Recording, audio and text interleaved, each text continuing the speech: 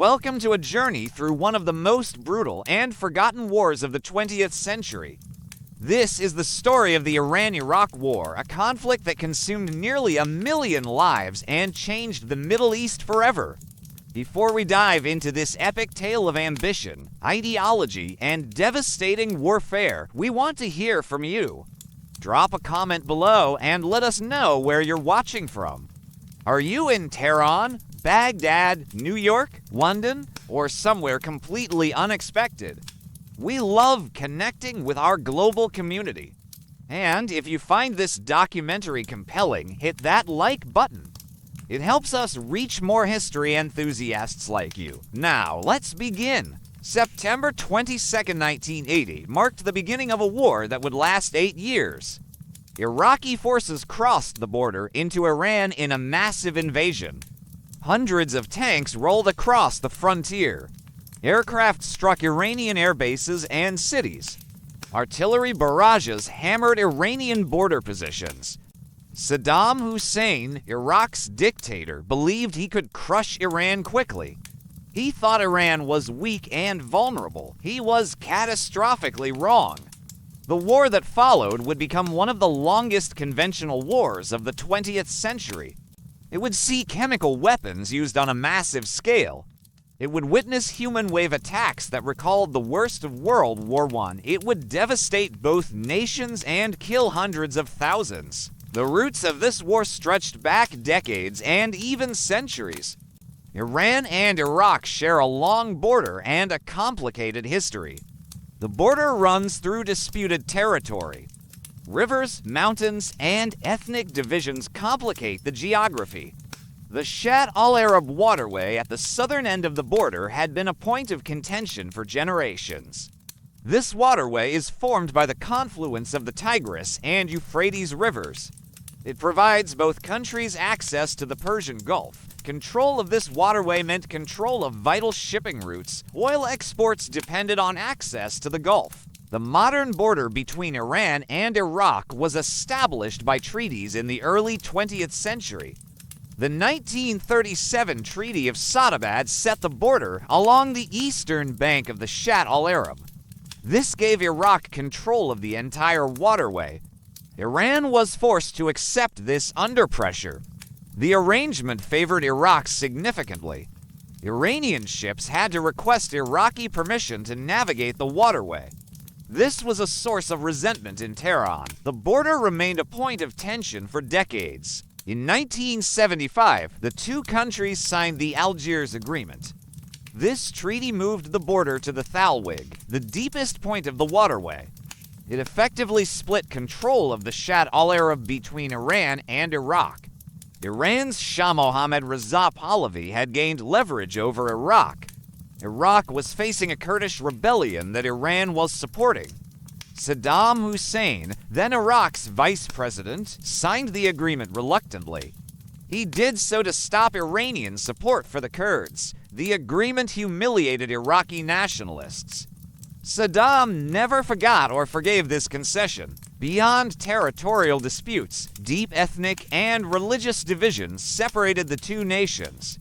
Iran is predominantly Persian and Shia Muslim. Iraq had an Arab majority with a Shia population ruled by a Sunni minority. The Ba'ath Party that controlled Iraq was secular and Arab nationalist. The Islamic Republic that emerged in Iran in 1979 was theocratic and revolutionary. These ideological differences would fuel the coming conflict. Each side saw the other as a mortal threat to its existence and values. The Iranian Revolution of 1979 transformed the regional balance of power. The Shah had been a close American ally and regional policeman. His military was the strongest in the Gulf region.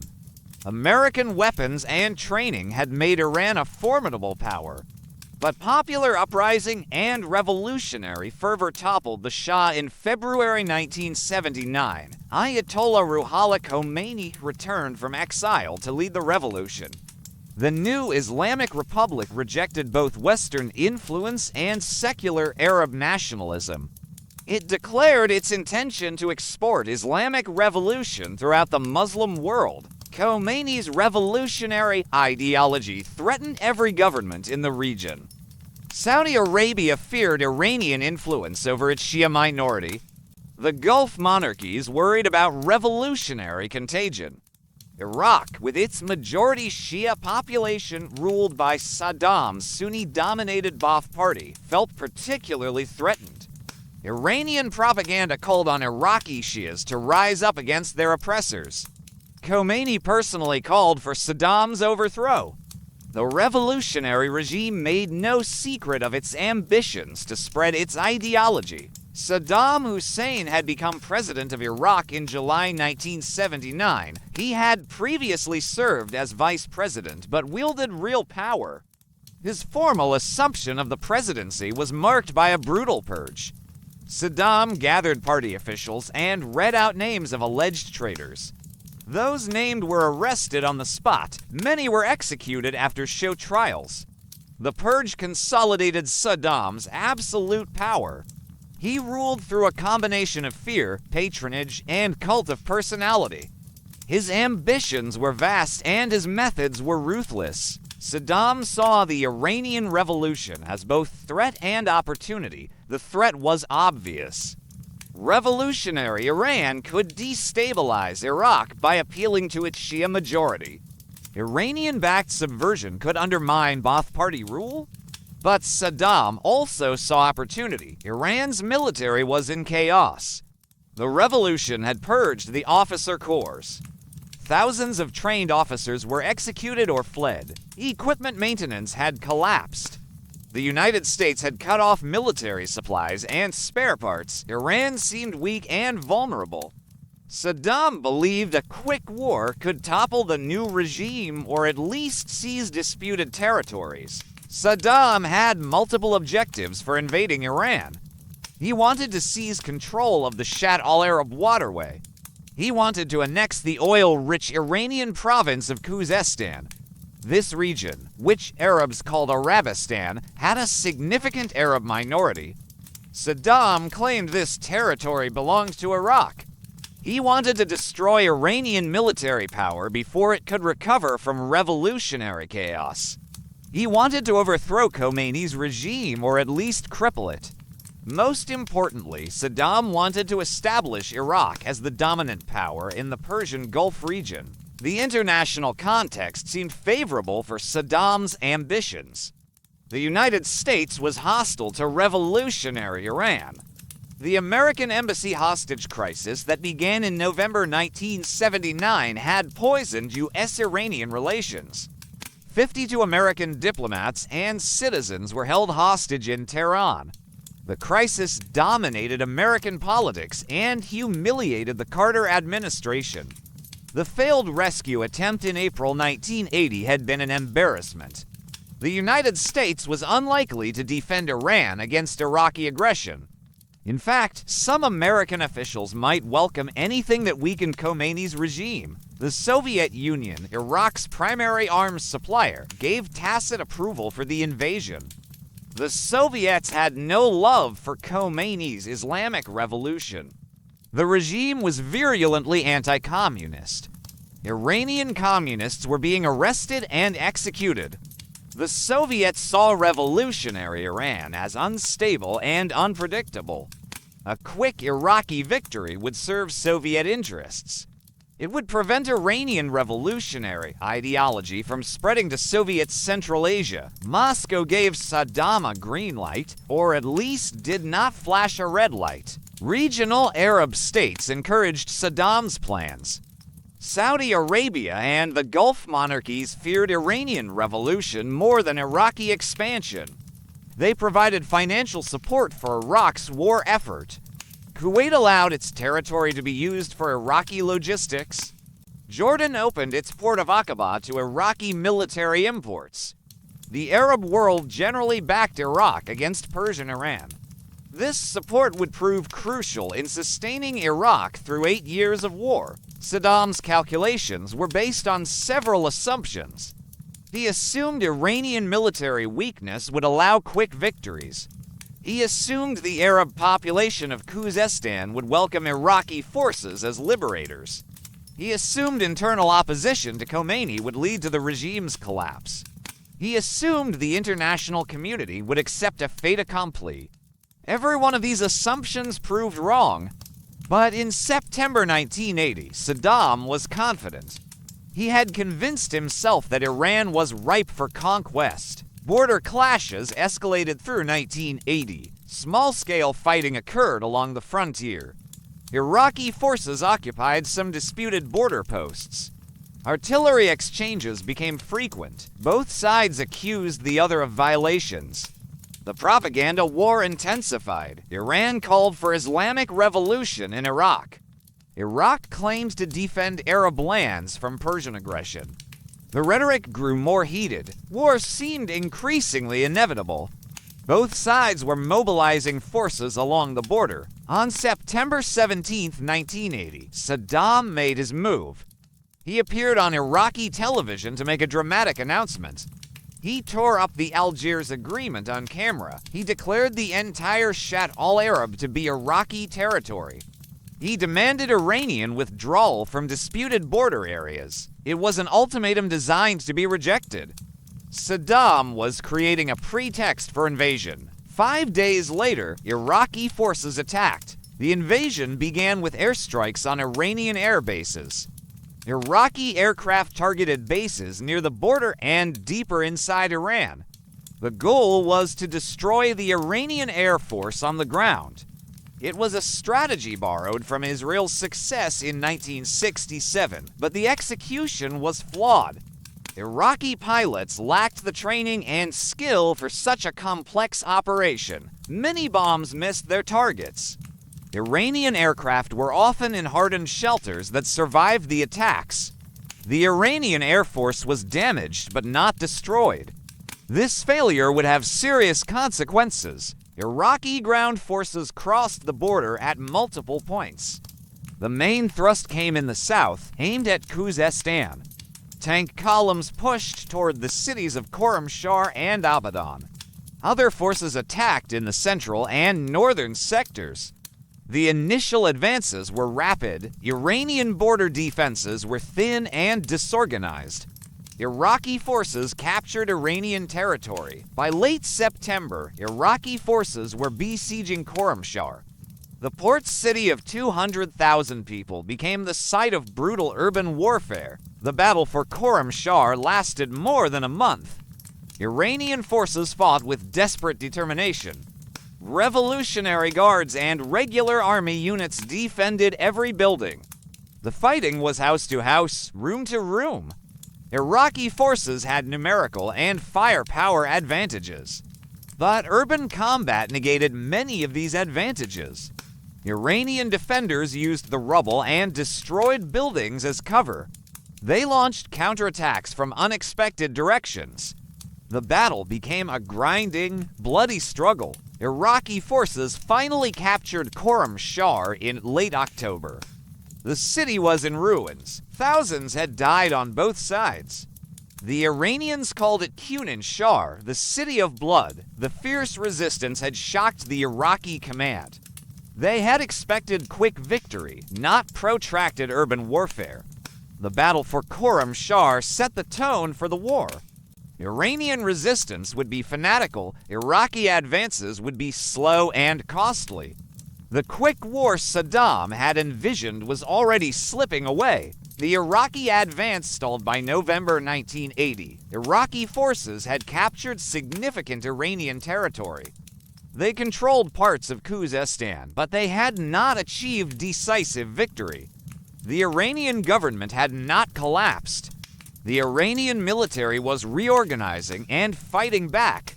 The Arab population of Khuzestan had not welcomed Iraqi forces as liberators. Instead, they joined the resistance. Saddam's fundamental assumptions were proving false. Iran's response to the invasion was shaped by revolutionary fervor. Ayatollah Khomeini declared the war a holy defense of the revolution. He called on all Iranians to resist the aggressor. Young men volunteered by the thousands. Many were teenagers with little or no military training. They were motivated by religious zeal and nationalist pride. The Basij, a volunteer militia, was formed to mobilize these volunteers. The Basij would become a defining feature of Iran's war effort. The Iranian military was in chaos but not broken. The regular army had suffered from revolutionary purges. Many officers were imprisoned or executed. Others had fled the country. Command structures were disrupted. But some capable officers remained. They began to organize resistance. The Air Force, though damaged, remained operational. Iranian F-4 Phantom and F-14 Tomcat fighters engaged Iraqi aircraft. Iranian pilots showed skill and determination. They achieved air superiority over Iranian territory fairly quickly. The Islamic Revolutionary Guard Corps, the IRGC, played an increasingly important role. This parallel military force had been created after the revolution. It was ideologically committed to the regime. The IRGC and the regular army often had poor coordination. Rivalry between the two forces created inefficiencies, but both were committed to defending Iran. They would fight together, if not always harmoniously, throughout the war. By early 1981, the war had settled into stalemate. Iraqi forces held Iranian territory but could not advance further. Iranian forces were too weak to push the Iraqis out. Both sides dug in. Trenches and fortifications appeared along the front lines. The war began to resemble World War I artillery bombardments. Trench warfare and limited advances characterized the fighting. The quick war Saddam had expected had become a war of attrition. The human cost was already staggering. Tens of thousands had died in the first months. Many more were wounded. Cities were damaged or destroyed. Refugees fled the fighting. Economic damage mounted. Both countries' oil exports were disrupted. Refineries and terminals were targeted. The Abadan refinery, one of the world's largest, was heavily damaged. The economic foundations of both nations were being eroded. International reaction to the war was muted. The United Nations called for ceasefire but took no action. The United States maintained official neutrality while tilting toward Iraq. The Soviet Union supplied both sides with weapons, playing both ends against the middle. European nations sold arms to both countries. The war became a profitable business for arms dealers. Regional powers pursued their own interests. No one seriously tried to stop the war. The year 1981 brought no resolution to the conflict. Both sides settled into a grinding war of attrition. Iraqi forces consolidated their hold on captured Iranian territory. They built fortifications and prepared for Iranian counterattacks. Iranian forces reorganized and rebuilt their strength. The revolutionary government mobilized the entire nation for war. Every sector of Iranian society was drawn into the conflict. The war became total, consuming resources and lives at an alarming rate. Iran's strategy evolved as its military recovered from the initial shock. The regular army and revolutionary guards began coordinating more effectively. Iranian commanders studied Iraqi positions and looked for weaknesses. They planned ambitious counteroffensives to drive the invaders out. Iranian intelligence identified vulnerable points in Iraqi lines. The plan was to concentrate forces for breakthrough attacks. These offensives would rely on revolutionary zeal as much as military skill. The first major Iranian counteroffensive came in January 1981. Operation Nasser, or Victory, targeted Iraqi forces near Susangard. Iranian forces attacked Iraqi positions with infantry and limited armor support. The assault was fierce and determined. Iraqi forces were pushed back from some positions. But the offensive achieved only limited gains. Iraqi defenses held in most areas.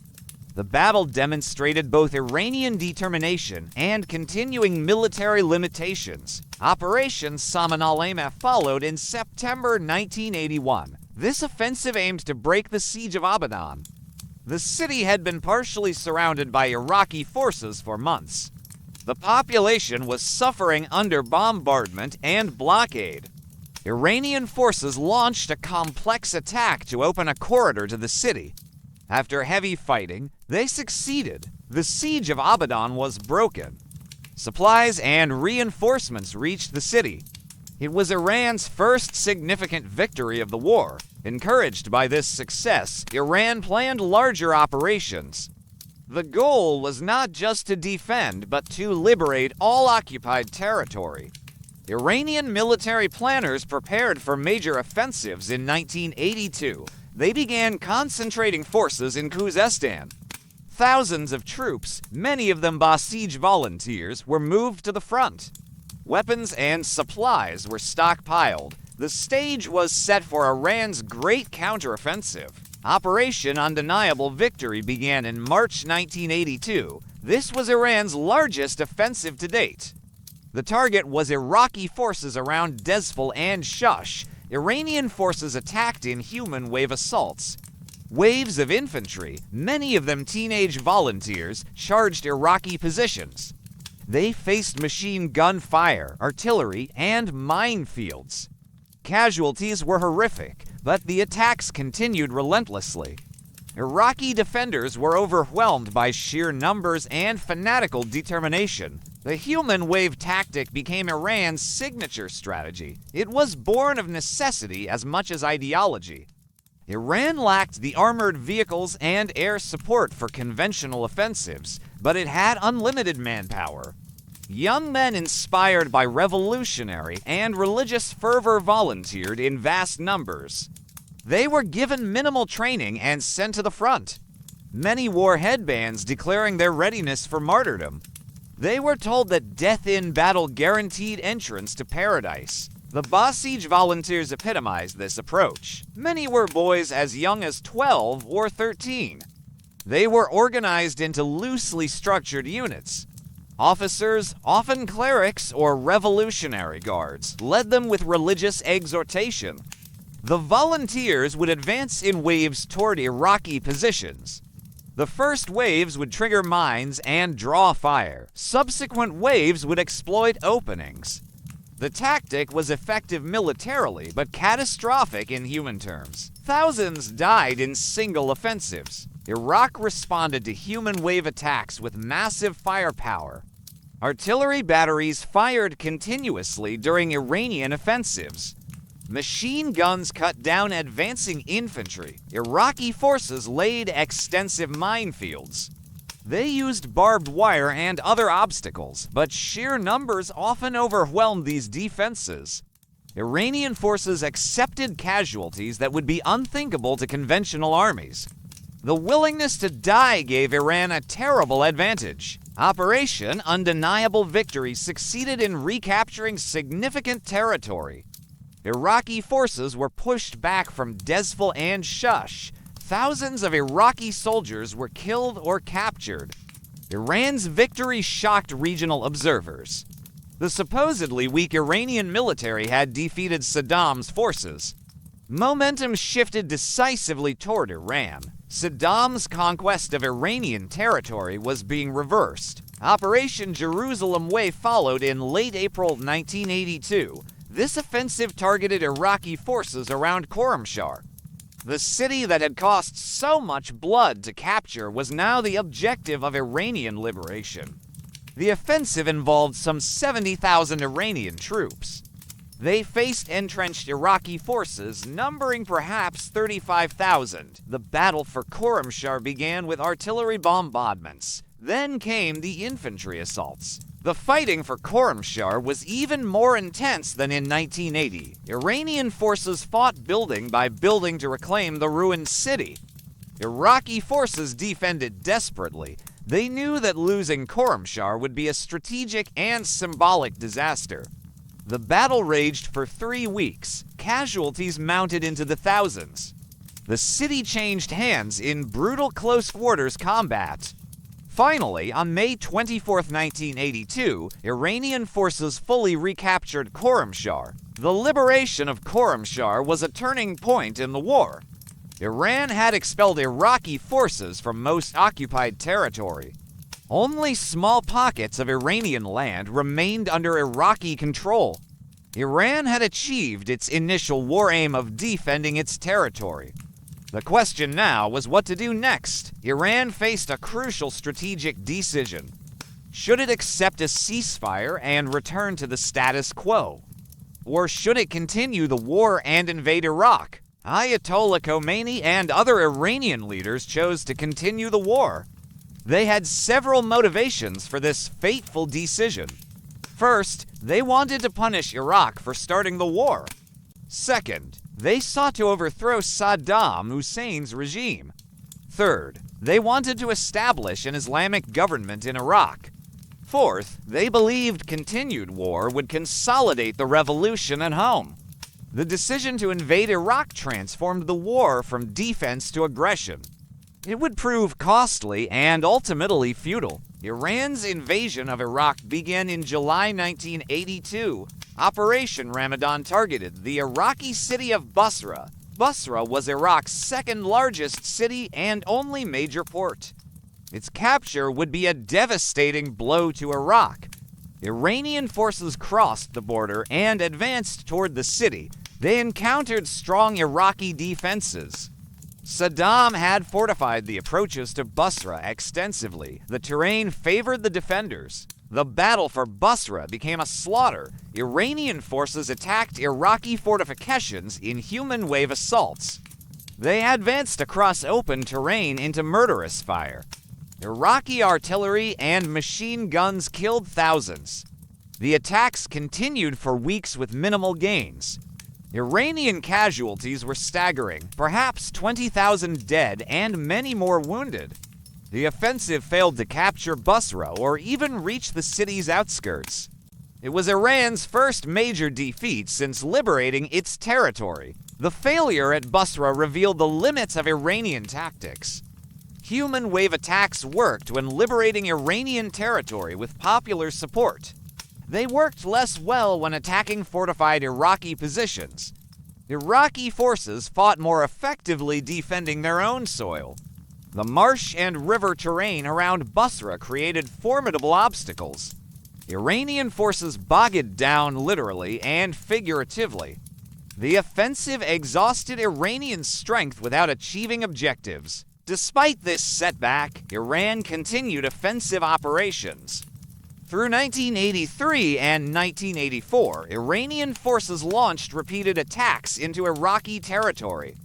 Most targeted the southern sector near Basra, others struck in the central and northern sectors. The pattern was consistent. Iranian forces would attack with infantry-heavy forces. They would achieve initial gains. Iraqi forces would counterattack with armor and air support. The front lines would stabilize with both sides having suffered heavy casualties. The war settled into a pattern of attrition.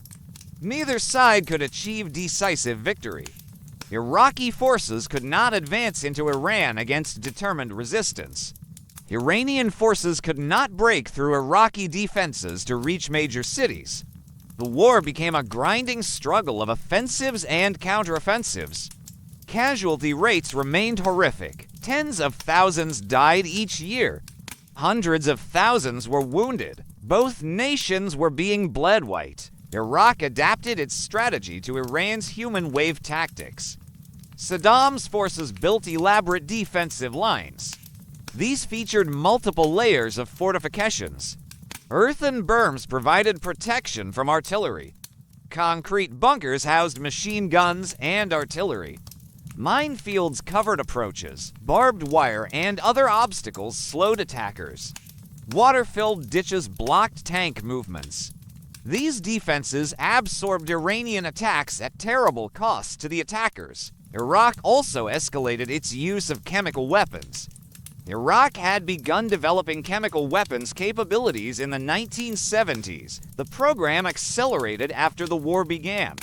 By 1983, Iraqi forces were regularly using chemical weapons against Iranian troops. Mustard gas caused horrific burns and respiratory damage. Nerve agents like sarin and tabin caused convulsions and death. The use of these weapons violated the Geneva Protocol, but Iraq faced no serious consequences. Chemical weapons proved devastatingly effective against human wave attacks. Iranian forces advancing across open ground were vulnerable to chemical bombardment. Artillery shells filled with chemical agents would explode over attacking infantry. The gas would drift across the battlefield. Soldiers without proper protection would be incapacitated or killed. Iranian forces initially had no chemical protection gear.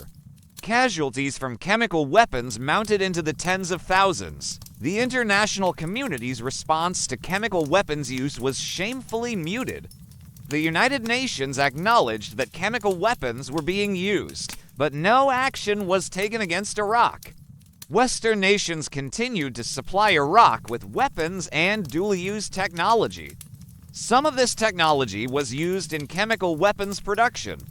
The United States and European nations turned a blind eye.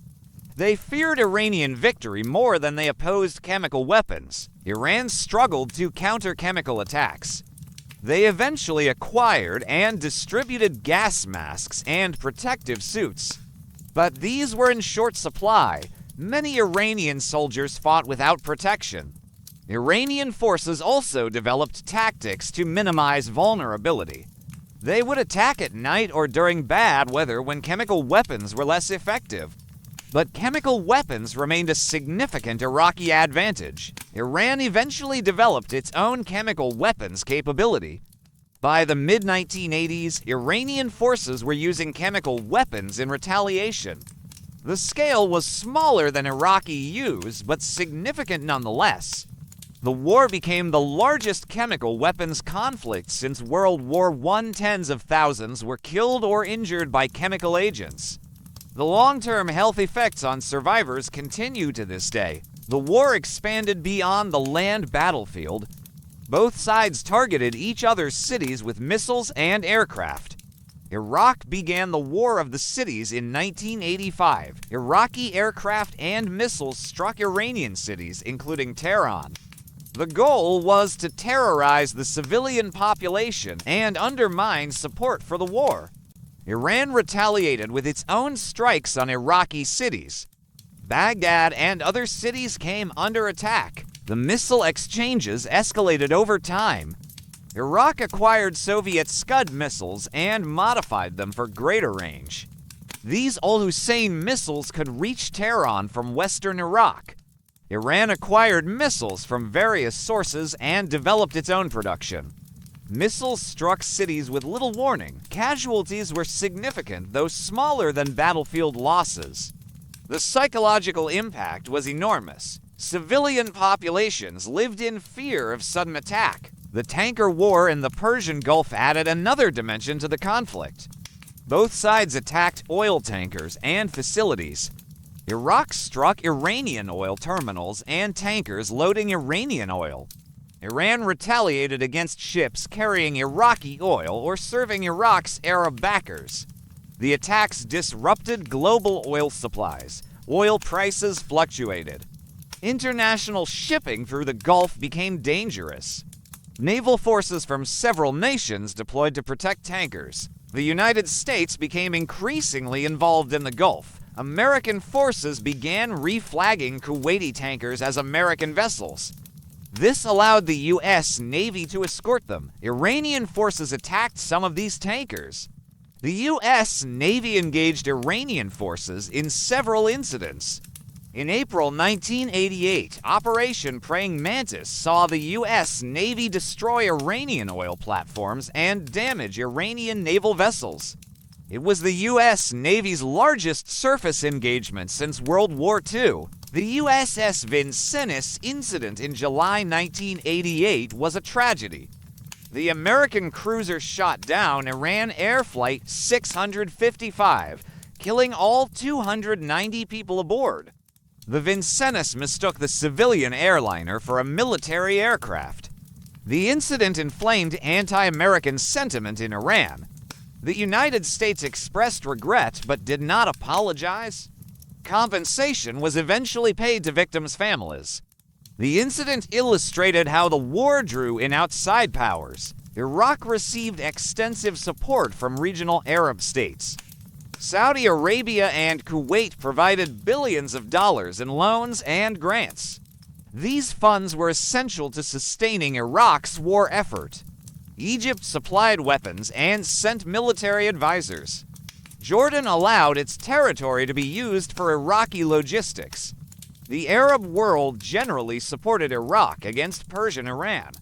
This support was motivated by fear of Iranian revolutionary ideology spreading. Western nations also supported Iraq, though often covertly. The United States provided intelligence on Iranian troop movements. Satellite imagery helped Iraq target Iranian forces. Western companies sold dual-use technology that supported Iraqi weapons programs. France sold advanced weapons, including Mirage fighters and Exocet missiles. West Germany, Britain, and others supplied Iraq with equipment and technology. The support was partly driven by opposition to Iran and partly by commercial interests. The Soviet Union played both sides. It was Iraq's primary weapons supplier. Soviet tanks, aircraft, and artillery equipped Iraqi forces, but the Soviets also sold weapons to Iran. They wanted to maintain influence with both countries. The Soviet position shifted over time. Initially supportive of Iraq, they became more neutral. By the late 1980s, the Soviets were encouraging both sides to end the war. Iran was more isolated internationally. The revolutionary government's confrontational approach alienated potential allies. The hostage crisis had poisoned relations with the United States. Iran's threats to export revolution alarmed neighboring countries. Syria was Iran's main regional ally. The alliance was based on shared opposition to Iraq rather than ideological affinity. North Korea and Libya provided some support, but Iran was largely on its own. Iran's isolation made arms procurement difficult. Western sources were cut off. Iran relied on black market purchases and domestic production. It cannibalized and reverse-engineered Western equipment acquired before the revolution. Iranian factories produced ammunition and simple weapons, but sophisticated systems required imported components. The spare parts shortage plagued Iranian forces throughout the war. Aircraft and vehicles were often grounded for lack of parts. By the mid-1980s, both sides were exhausted but unwilling to accept peace. Iran insisted that Saddam Hussein must be removed from power. It demanded reparations for war damage. Iraq refused these terms. Saddam insisted on his right to remain in power. He demanded Iranian recognition of Iraqi sovereignty over the Shat al-Arab. Neither side would compromise. Mediation efforts by the United Nations and others went nowhere. The year 1986 brought one of Iran's most ambitious offensives. Operation Dawn 8 targeted the Faw Peninsula in southern Iraq. The Faw Peninsula is a narrow strip of land between the Shat al-Arab waterway and the Persian Gulf. Its capture would give Iran control of Iraq's access to the Gulf. It would threaten Basra from the south. The operation was planned in great secrecy. Iranian forces massed quietly in the marshes across from Faw. The assault began on February 9, 1986. Iranian forces crossed the waterway in small boats under cover of darkness and bad weather. The rain and fog grounded Iraqi aircraft. Iranian commandos landed on the peninsula and secured beachheads. Follow-on forces poured across. Iraqi defenders were caught by surprise. The swift Iranian advance captured most of the peninsula within days. It was Iran's most significant victory since liberating Khorramshahr. The capture of Faw shocked Iraq and its backers. Iranian forces now controlled strategic territory deep inside Iraq. They threatened Iraq's southern oil export routes. The peninsula also provided a platform for future Iranian offensives toward Basra. Saddam ordered immediate counterattacks. Iraqi forces launched massive efforts to retake Foa. They used chemical weapons extensively. But Iranian forces held their positions despite heavy casualties. The battle for Foa continued for months. Iraqi counterattacks battered Iranian defenses. Chemical weapons caused thousands of Iranian casualties. But Iran kept reinforcing the peninsula. They built fortifications and brought in artillery. The Foa Peninsula became a killing ground. Both sides poured men and resources into the struggle. Tens of thousands died fighting over this small piece of land. Iran attempted to exploit the Foa victory with follow-up offensives. Operation Dawn 9 in early 1986 targeted areas east of Basra. The goal was to cut the highway between Basra and Baghdad. Success would isolate Basra and make it vulnerable to capture. Iranian forces attacked across marshland and open terrain. Iraqi defenses held despite fierce fighting. The offensive gained some ground but failed to achieve its strategic objective. Operation Karbala 5 in January 1987 was Iran's largest offensive of the war. The target once again was Basra. Iranian forces numbering over 200,000 attacked Iraqi positions. The assault came from multiple directions. Iranian forces sought to overwhelm Iraqi defenses through sheer numbers. The offensive was named after Karbala, the holy city where Shia Islam's martyr Hussein was killed. The religious symbolism was deliberate and powerful. The battle for Basra in 1987 was apocalyptic. Iranian forces attacked in massive human waves. Iraqi defenses responded with everything they had. Artillery fired continuously. Chemical weapons were used extensively. Iraqi aircraft struck Iranian positions. The fighting continued for weeks. Iranian forces penetrated some Iraqi lines. They came closer to Basra than ever before. But they could not break through to the city itself. The casualties from Karbala 5 were staggering even by the war's brutal standards. Estimates suggest Iran suffered 65,000 to 100,000 casualties, including dead and wounded. Iraqi casualties were also heavy, perhaps 20,000 to 30,000. The battlefield was littered with bodies. The marsh waters ran red with blood. Witnesses described scenes of indescribable carnage. The offensive ultimately failed.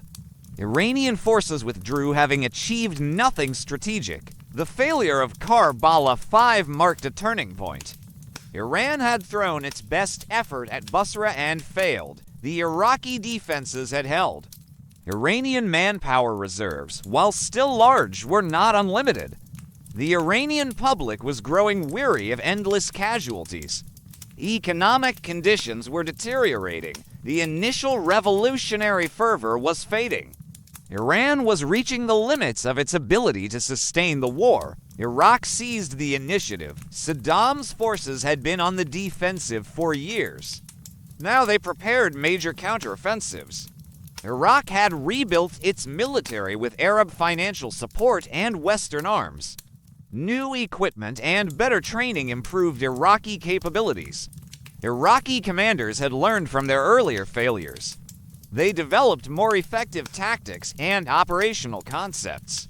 Iraqi morale improved as the tide began to turn. The recapture of Foa became Iraq's priority.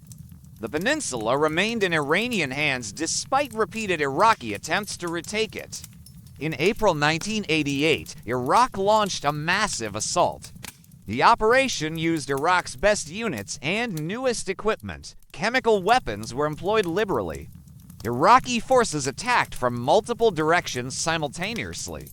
The assault was overwhelming in its intensity and coordination. The second battle of Foa lasted only 35 hours. Iraqi forces advanced rapidly despite stiff Iranian resistance.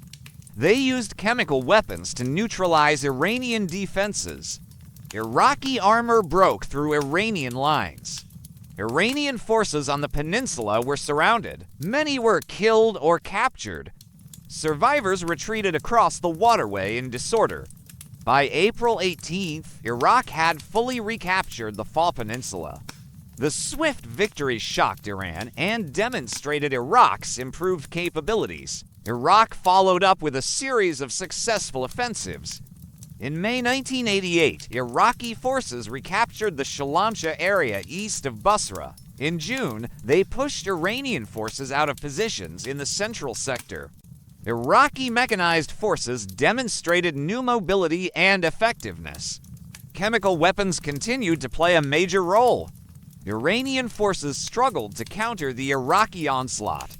The strategic balance had shifted decisively. Iraq's success was partly due to improved military capabilities. But Iran's deteriorating position was equally important. Iran's economy was collapsing under the strain of war.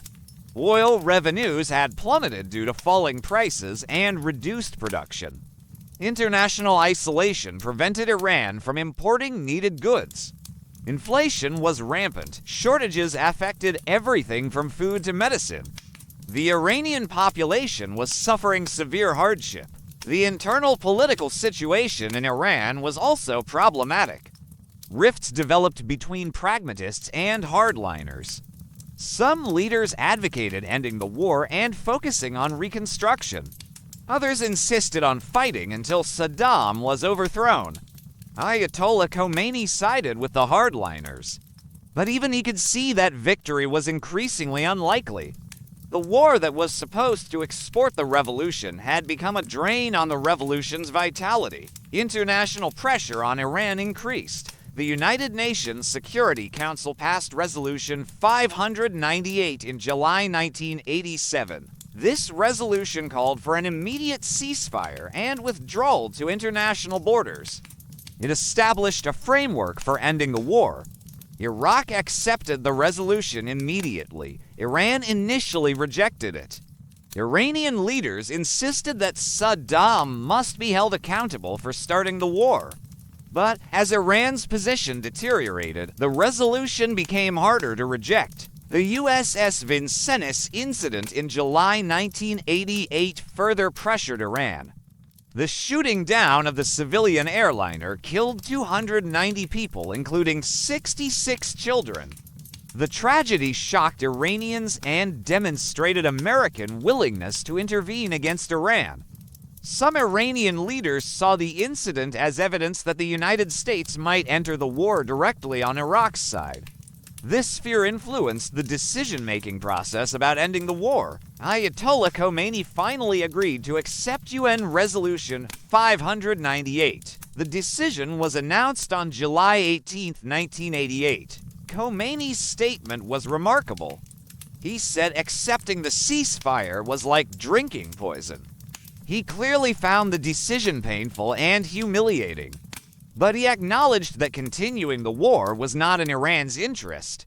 The statement was realistic and showed Khomeini's pragmatism despite his revolutionary rhetoric. The ceasefire took effect on August 20, 1988. After 8 years of brutal warfare, the guns finally fell silent. The timing was significant. Iraq had achieved momentum with its recent victories. Iran was exhausted and unable to continue. Both sides were ready to stop fighting even if neither had achieved their war aims. The ceasefire held because both sides needed it desperately. The human cost of the war was catastrophic. Estimates of total deaths vary widely. Conservative estimates suggest 500,000 to 600,000 dead. Some estimates go much higher, to 1 million or more. Iran suffered the majority of casualties, perhaps 300,000 to 500,000 dead. Many were young Basij volunteers. Iraq lost 150,000 to 250,000 soldiers.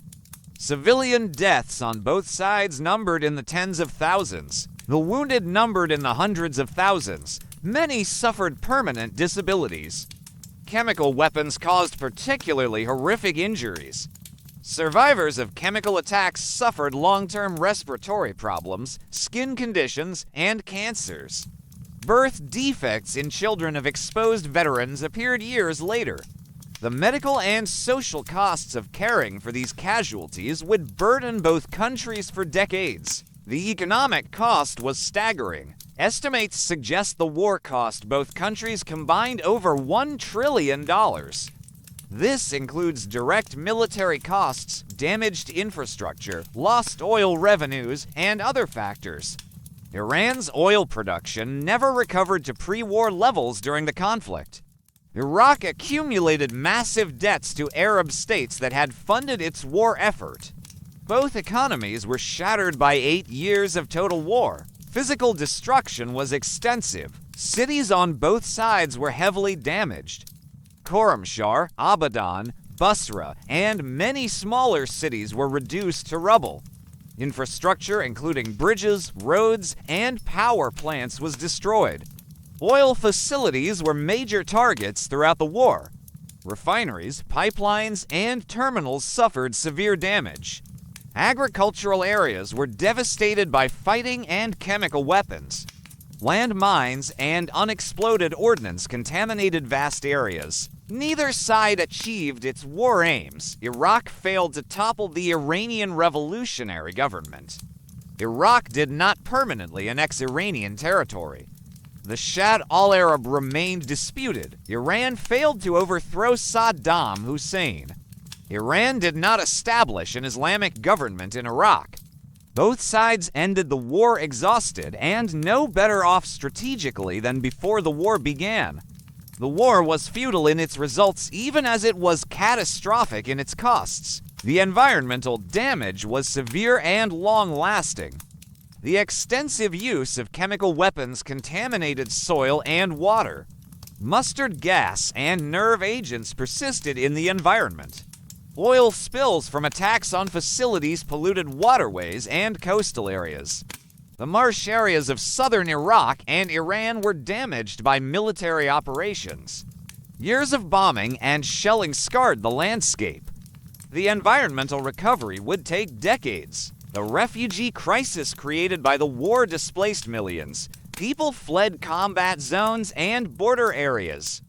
Many Iraqi Shias fled to Iran. Kurds fled fighting in northern Iraq. Urban populations evacuated cities under bombardment. Refugee camps strained resources in both countries. Many refugees never returned home. Their displacement created lasting demographic and social changes. The psychological trauma affected entire generations. Soldiers on both sides witnessed and participated in horrific violence. Many suffered what would now be recognized as PTSD. The psychological support systems to help them were minimal or non-existent. Civilians who endured bombardment, chemical attacks, and displacement carried their own trauma. Children who grew up during the war were deeply affected. The psychological costs are impossible to quantify but were immense. The war's impact on women was significant and complex. In Iran, women took on new roles as men went to fight. They worked in factories and fields. Some served as nurses and in other support roles. The war challenged traditional gender roles in some ways, but it also reinforced conservative values.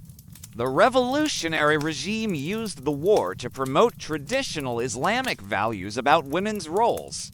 Iraqi women similarly took on new responsibilities, but within the constraints of Ba'ath Party ideology. The impact on children was particularly tragic. Thousands of children were killed in attacks on cities. Many more were orphaned. In Iran, underage volunteers were sent to fight. Boys as young as 12 wore keys around their necks, symbolizing their entry to paradise as martyrs. The use of child soldiers was a war crime that neither side acknowledged. These children, whether killed or surviving, had their futures destroyed or damaged. The propaganda war was intense throughout the conflict. Both sides produced vast quantities of propaganda. Iran portrayed the war as defensive Islam against godless Baathism. Images of martyrs and religious symbolism dominated Iranian propaganda. Iraq portrayed the war as Arab defense against Persian aggression. Saddam was presented as a new Nebuchadnezzar defending Arab civilization. Both sides demonized the enemy and glorified their own sacrifices. The media coverage of the war was limited compared to later conflicts. Western media paid relatively little attention. The war was happening in a region where Western journalists had limited access. Both Iran and Iraq restricted media coverage. The most extensive coverage came during the tanker war when Western interests were directly threatened. Otherwise, the war received sporadic attention. It became known as the Forgotten War. International arms sales to both sides were a scandal that received insufficient attention. Western companies sold weapons and dual-use technology to Iraq. Some of these sales were through third countries to obscure the end user. Components for chemical weapons production came from Western firms. France, West Germany, Britain, and the United States all bore responsibility. Soviet arms sales to both sides were extensive. The war was profitable for the international arms industry. The Iran-Contra affair revealed American duplicity. While publicly supporting Iraq, the Reagan administration secretly sold weapons to Iran. The goal was to secure release of American hostages held in Lebanon. Proceeds from the sales were legally diverted to fund Contra rebels in Nicaragua. The scandal exposed the cynicism of American policy. It damaged American credibility and embarrassed the Reagan administration. The affair showed that Cold War considerations trumped consistent policy. The ceasefire that took effect in August 1988 stopped the fighting but did not bring peace. The two countries remained technically at war for years afterward. Mistrust and hostility continued to poison relations. Prisoner exchanges proceeded slowly and with difficulty. Thousands of prisoners of war languished in camps on both sides. Some would not return home for years. The process of exchanging remains of the dead took even longer. Families waited desperately for news of missing loved ones. Formal peace negotiations began under United Nations auspices. The talks were difficult and often stalled. Each side blamed the other for starting the war. Iran demanded that Iraq be held responsible. Iraq refused to accept blame or pay reparations. The issue of the Shat Al-Arab waterway remained unresolved. Both sides claimed sovereignty. Neither would compromise on this symbolic issue. The negotiations dragged on without producing a peace treaty. Iraq emerged from the war with a battle-hardened military. Saddam's forces numbered over 1 million men. They had extensive combat experience. Iraq possessed significant armor and artillery. The Air Force had modern aircraft, but Iraq also emerged with massive debts. The country owed Kuwait and Saudi Arabia tens of billions of dollars. These debts had been incurred to finance the war effort. Saddam expected the debts to be forgiven as thanks for defending the Arab world from Iran. Kuwait and Saudi Arabia refused to forgive the debts. They expected repayment. This created tensions between Iraq and its former backers. Saddam grew increasingly resentful. He believed Iraq had sacrificed to protect Arab Gulf states. Now those states demanded repayment. This resentment would contribute to Iraq's invasion of Kuwait in 1990. The Iran-Iraq War thus set the stage for the Gulf War that followed. Iran emerged from the war exhausted and isolated. The economy was in ruins. Infrastructure needed massive reconstruction. The population was demoralized. The revolutionary fervor that had sustained early war efforts had dissipated. Young people who had grown up during the war questioned the sacrifices. The government faced pressure to shift from war to reconstruction. But hardliners resisted abandoning revolutionary ideology. Ayatollah Khomeini died in June 1989, less than a year after the ceasefire. His death removed the revolution's charismatic leader. It created uncertainty about Iran's future direction. Ali Khamenei became supreme leader. Akbar Hashemi Rafsanjani became president. Rafsanjani was a pragmatist who prioritized reconstruction over revolutionary ideology. The post-war period saw gradual moderation of some policies, but the fundamental character of the Islamic Republic remained unchanged. Iraq's Kurdish population suffered terribly during and after the war. Saddam had long fought Kurdish separatist movements. During the Iran-Iraq War, some Kurdish groups allied with Iran. They saw Iranian support as a way to achieve autonomy or independence. Iraq viewed this as treason. In the final months of the war and immediately after, Iraq launched the Anfal campaign against the Kurds. The Anfal campaign was genocide. Iraqi forces systematically destroyed Kurdish villages. They relocated populations to concentration camps. They executed thousands of Kurdish men and boys. Chemical weapons were used against Kurdish civilians. The attack on Halabja in March 1988 was the most notorious incident. Iraqi aircraft dropped chemical bombs on the Kurdish town. Approximately 5,000 civilians died within hours. Many more suffered long-term effects. The Halabja attack occurred while the Iran-Iraq War was still ongoing. It demonstrated Iraq's willingness to use chemical weapons against civilians. The international response was shamefully inadequate. Some Western governments tried to blame Iran for the attack despite clear evidence of Iraqi responsibility. The lack of consequences for Halabja encouraged Saddam to continue using chemical weapons. The Anfal campaign as a whole killed between 50,000 and 180,000 Kurds. The legacy of chemical weapons use haunts the region today. Tens of thousands of Iranians suffer ongoing health problems from exposure. Cancer rates are elevated among veterans and civilians exposed to chemical agents. Birth defects continue to appear in children of exposed parents. Iraqi Kurds suffer similar problems. The medical and social costs continued decades after the attacks. Neither Iraq nor its Western enablers have been held fully accountable. The environmental contamination from chemical weapons persists. Sites where chemical munitions were stored or used remain contaminated. Soil and groundwater contain residues of chemical agents. These sites pose ongoing health risks to nearby populations. Cleanup is difficult and expensive. Much of it has not been attempted. The toxic legacy of the war will persist for generations. The political impact of the war reshaped the Middle East. Iran's revolutionary ideology did not spread as Khomeini had hoped. The war actually strengthened Arab governments' resistance to Iranian influence. The Gulf monarchies increased security cooperation. They built up their military forces.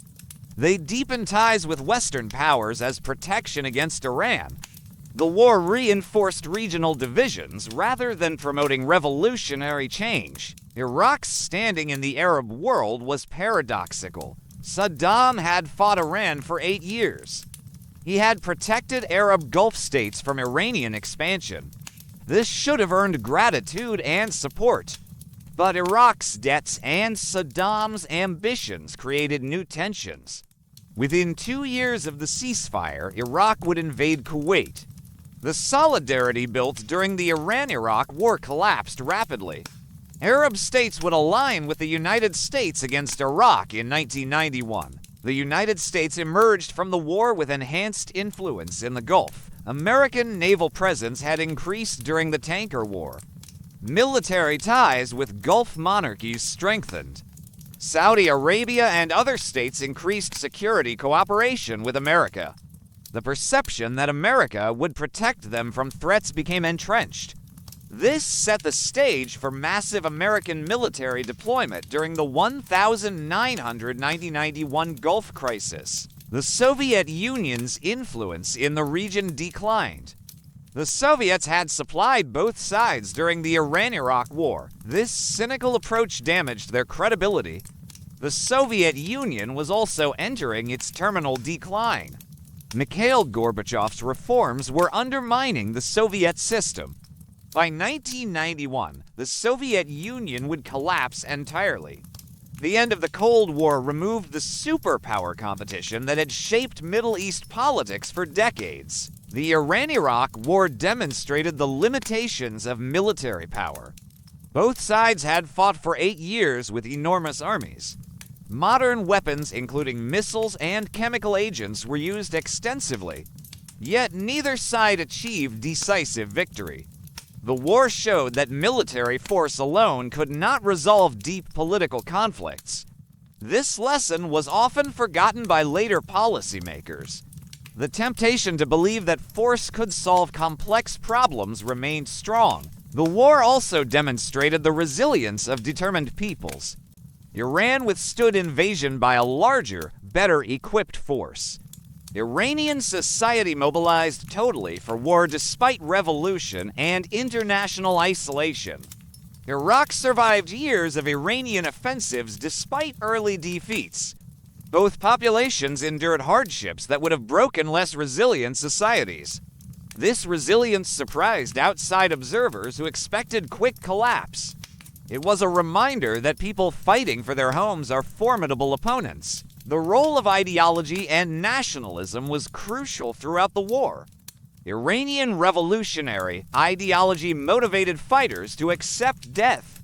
The promise of martyrdom and paradise sustained human wave attacks.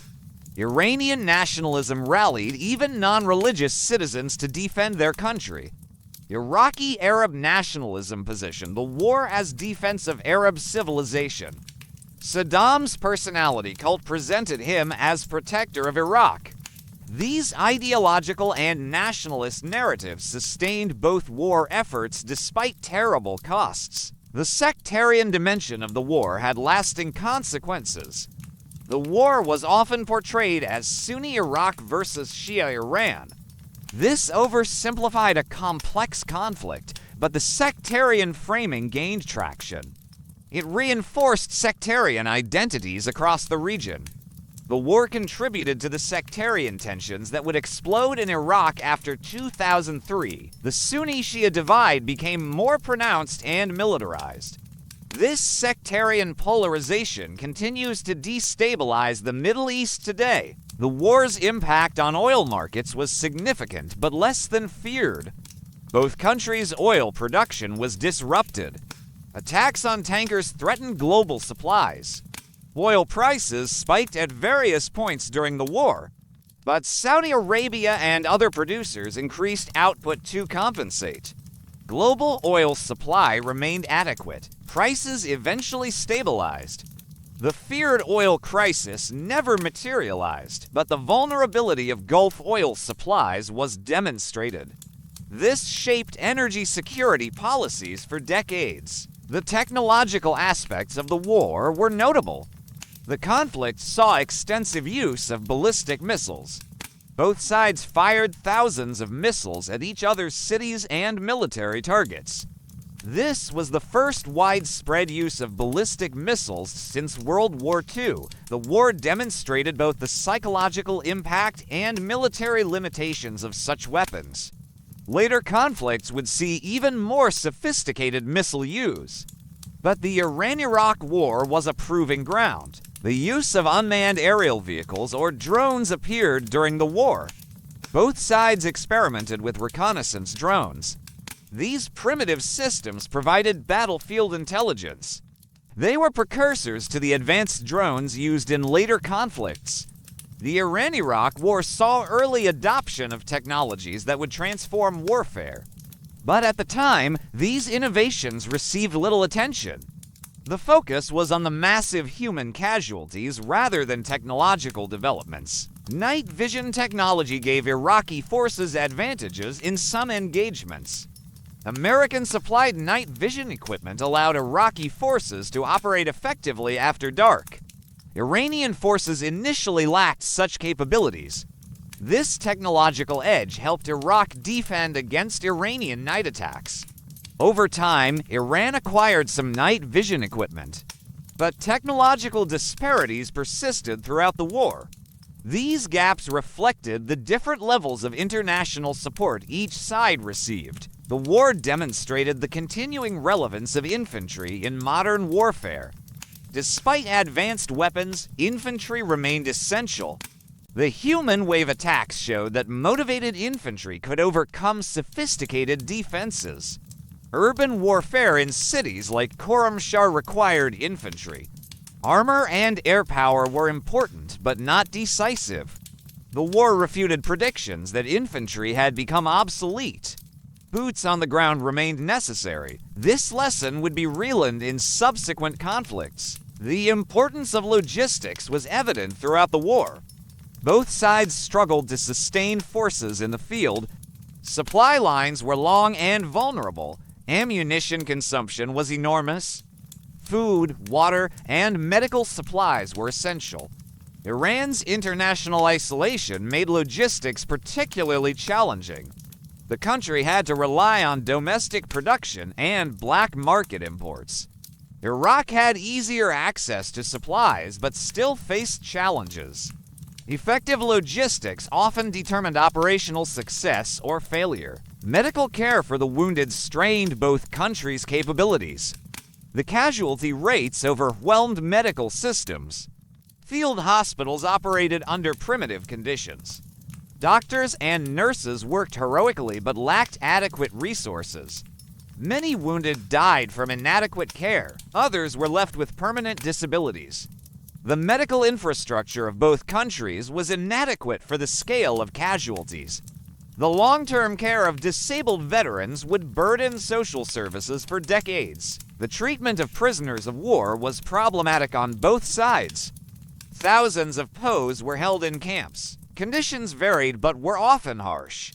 The International Committee of the Red Cross had limited access. Both sides accused the other of mistreating prisoners. Evidence suggests that abuse and torture occurred. Some prisoners died in captivity from mistreatment or neglect.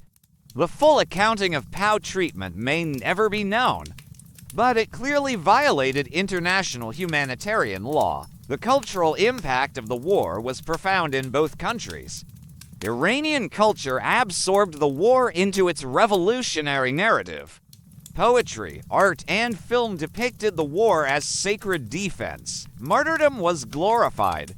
The war became central to the Islamic Republic's identity. War memorials and museums preserve this narrative.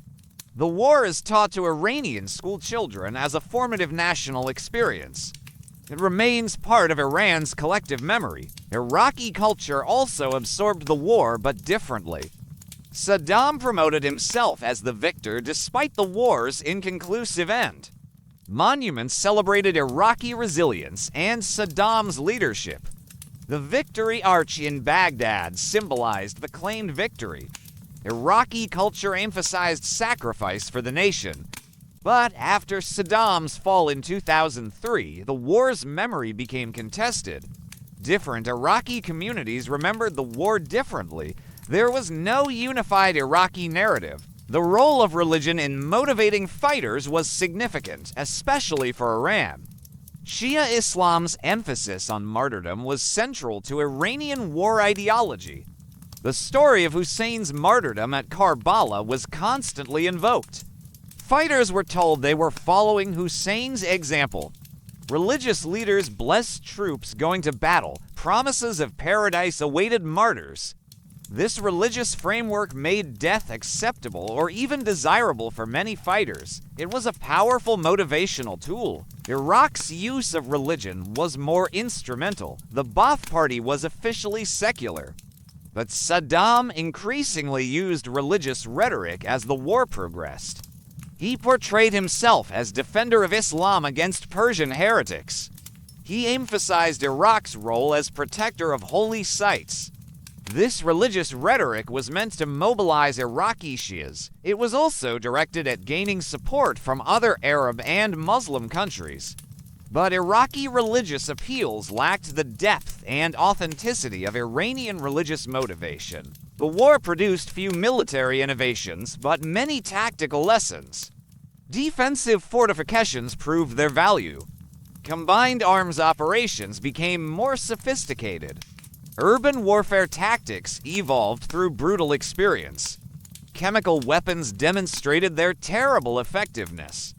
Human wave attacks showed both determination and desperation. These lessons were studied by military forces worldwide, but the uniqueness of the Iran-Iraq War limited their broader applicability. The role of intelligence and reconnaissance was crucial. Both sides tried to gather intelligence on enemy positions and intentions. Human intelligence from spies and informers was important. Aerial reconnaissance provided tactical information. Signals intelligence intercepted enemy communications. But both sides often had poor intelligence. This led to failed operations and surprise attacks. The fog of war was thick throughout the conflict. Decisions were made with incomplete and sometimes wrong information. The Iran-Iraq War's end did not bring lasting stability to the region. The conflict's unresolved issues and bitter legacies fueled new cycles of violence. Within 2 years, Iraq's invasion of Kuwait would trigger another major war in the Persian Gulf. This 1991 Gulf War directly flowed from the Iran-Iraq War's aftermath. Saddam's massive debts and ambitions, his sense of grievance, and his military overconfidence all stemmed from the 8-year conflict with Iran. The seeds of the Gulf War were sown in the trenches of the Iran-Iraq War. The 1991 Gulf War transformed Iraq's relationship with the world. The international coalition that had supported Iraq against Iran now turned against it. The United States led a massive military operation to liberate Kuwait. Iraq's army, which had fought Iran to a stalemate, was decimated by American air power and ground forces. The swift defeat humiliated Saddam and shattered his dreams of regional dominance. Iraq was subjected to crippling international sanctions. The country became an international pariah. The sanctions imposed on Iraq after the Gulf War had devastating humanitarian consequences. The Iraqi economy, already weakened by the Iran-Iraq War, collapsed completely. Malnutrition and disease became widespread. Child mortality rates soared. The sanctions were intended to pressure Saddam's regime, but they punished the Iraqi people most severely. The suffering caused by sanctions further destabilized Iraqi society. This created fertile ground for future conflict. Iran watched the 1991 Gulf War with quiet satisfaction. Its primary adversary was being weakened by a new enemy. Iran maintained official neutrality but allowed some coalition aircraft to use its airspace. The destruction of Iraq's military removed Iran's main regional threat. The war also vindicated Iran's long-standing claims about Saddam's aggressive nature. Iran's position in the region strengthened relative to Iraq's. The balance of power that had been restored by 1988 shifted again. The 2003 U.S.-led invasion of Iraq was another indirect consequence of the Iran-Iraq War. The invasion toppled Saddam Hussein's regime. This was something Iran had failed to achieve in 8 years of war. The removal of Saddam created a power vacuum in Iraq. Iran moved to fill this vacuum. It supported Shia political parties and militias in post-Saddam Iraq. Iranian influence in Iraq grew dramatically. The country that had once been Iran's mortal enemy became a close ally and client state. The post-2003 sectarian conflict in Iraq was fueled by the Iran-Iraq War's legacy. The war had reinforced sectarian identities. The fall of Saddam empowered Iraq's Shia majority after decades of Sunni rule. Sunni Arabs feared Shia dominance and Iranian influence. This fear contributed to the Sunni insurgency that followed the 2003 invasion. The sectarian civil war that tore Iraq apart had its roots in the earlier conflict's sectarian framing. The rise of ISIS in 2014 was another echo of the Iran-Iraq War. The extremist group emerged from the chaos of post-Saddam Iraq. It exploited Sunni grievances and sectarian tensions. Iran played a major role in the fight against ISIS. Iranian-backed Shia militias fought alongside Iraqi government forces. The conflict saw strange bedfellows, with America and Iran indirectly aligned against a common enemy. The shifting alliances and complex dynamics of this conflict were shaped by decades of regional history, including the Iran-Iraq War. Today, the Iran-Iraq War is remembered differently in each country and by different communities. In Iran, it is officially known as the Sacred Defense. It is presented as a heroic national struggle against aggression. The war's memory is central to the Islamic Republic's identity. Streets and buildings are named after martyrs. War memorials are prominent in every city. School children are taught a hagiographic version of the war. This official narrative emphasizes sacrifice and victory against all odds. The reality of Iranian memory is more complex. While many Iranians honor the sacrifices of the war generation, some question the war's continuation after 1982. They wonder if peace could have been achieved earlier. They mourn the lost generation and the war's devastating costs. The official narrative of glorious victory does not fully capture the trauma and loss. This tension between official memory and private experience persists in Iranian society. In Iraq, the war's memory is fragmented and contested. Under Saddam, the war was celebrated as a great victory. But after Saddam's fall, this narrative collapsed. There is no unified Iraqi memory of the war. Shia Arabs remember the war differently than Sunni Arabs. Kurds remember it as a period of genocide. Each community has its own narrative of suffering and sacrifice. The war is seen by many Iraqis as Saddam's folly, a pointless conflict that destroyed the country. The international memory of the war is largely one of forgetting. The Iran-Iraq War receives far less attention than Vietnam or the Gulf War. It is often a footnote in histories of the Middle East. The lack of Western involvement for most of the war contributes to this neglect. The war's brutality and futility are uncomfortable to contemplate.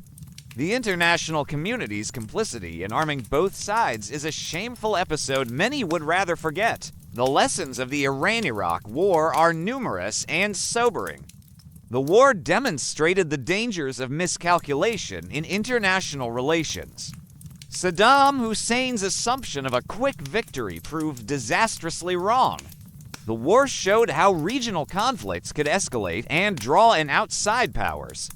It demonstrated the futility of seeking military solutions to deep political and ideological conflicts.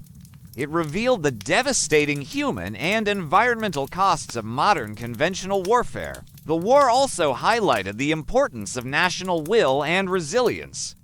Both Iran and Iraq sustained enormous casualties and economic damage.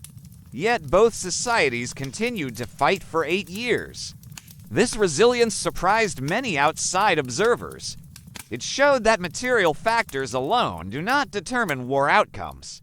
Ideology, nationalism, and leadership are equally important. The use of chemical weapons in the Iran-Iraq War remains a stain on the international conscience.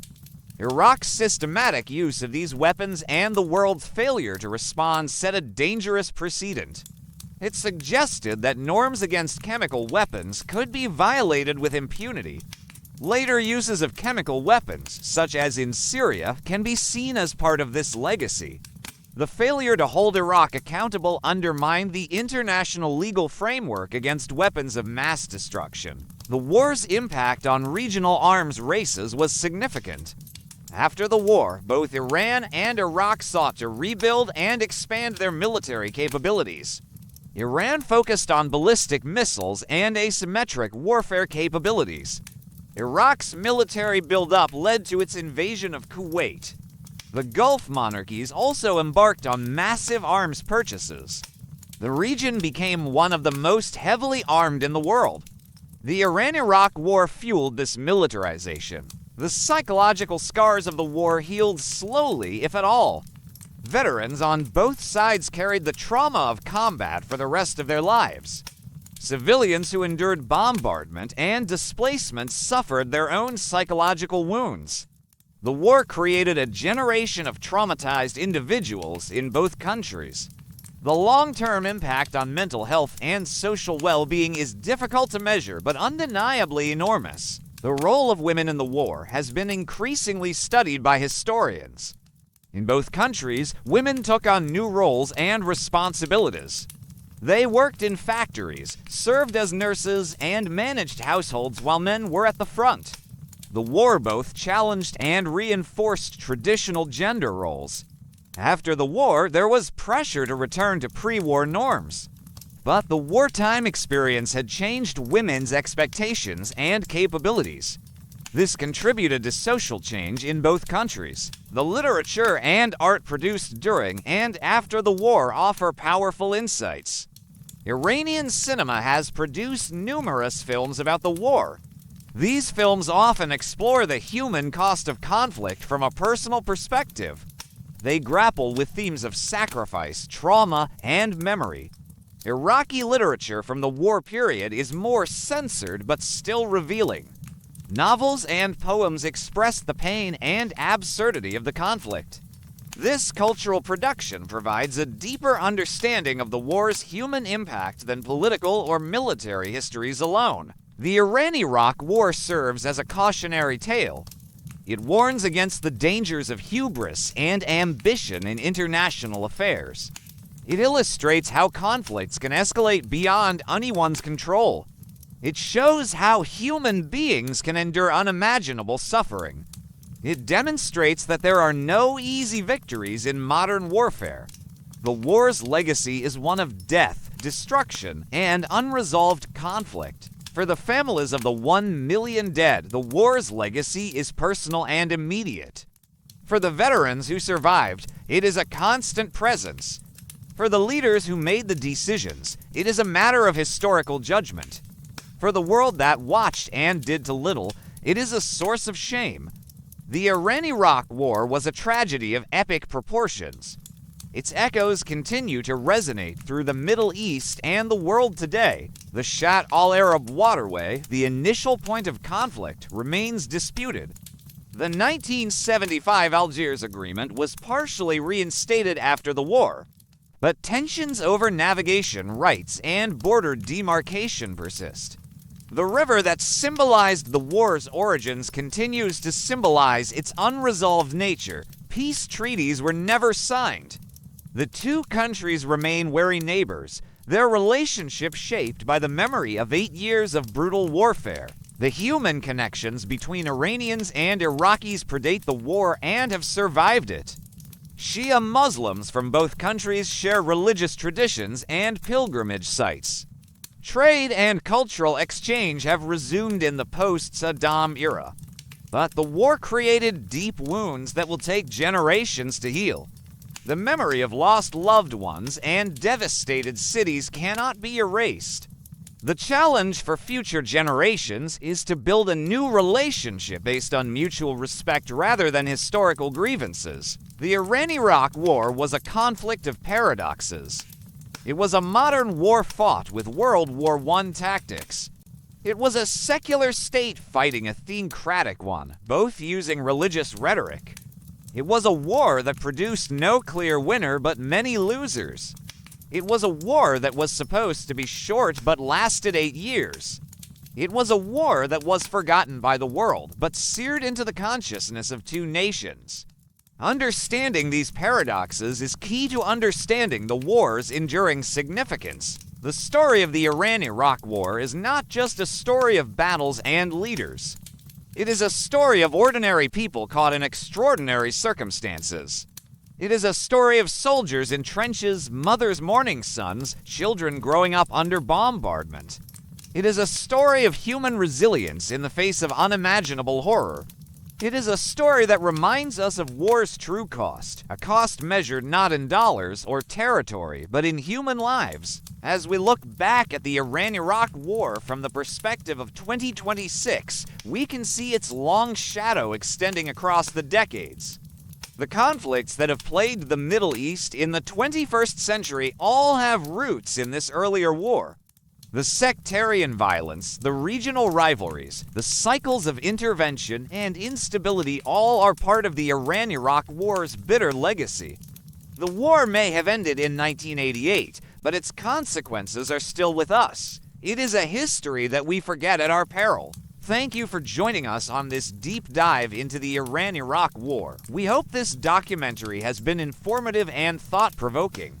If you haven't already, please like this video and subscribe to our channel for more historical content. Your support makes these productions possible. And remember to let us know in the comments where you're watching from.